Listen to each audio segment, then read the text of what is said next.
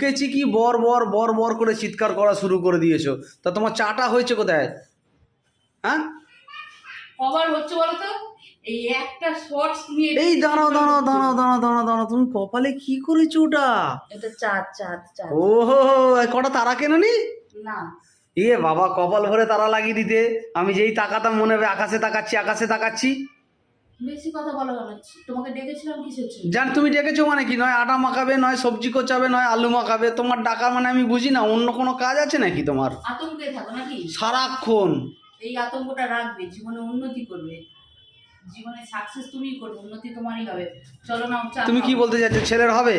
ছেলের হবে, বুড়োর হবে, ছেলে হবে বুড়োর হবে। এখনো 26। হ্যাঁ, এসো চা খাও।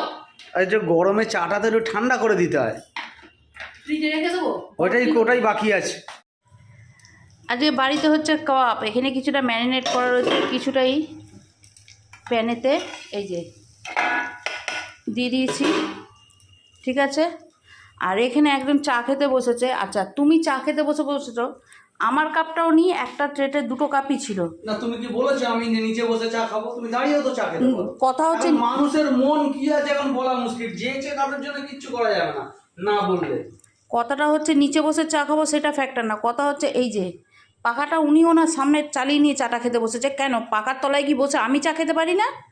হ্যাঁ, আমি চা খেলে কি সমস্যা হয়?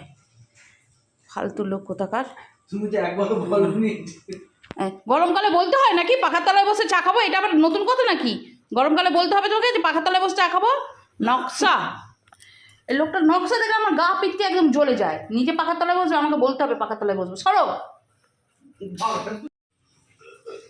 পাখার তলায় বসে একটু কি চা খাবো?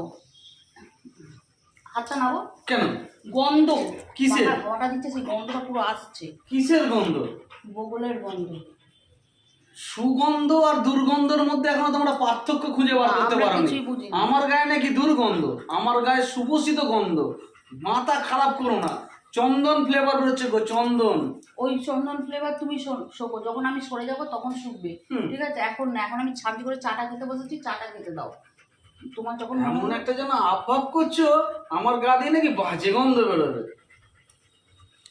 ওইখানে একটু চা খেতে বসে বগলটা কিরকম তুলে দিয়েছে। ঠিক আছে, দেখেছো ইচ্ছে করে করে না এগুলো।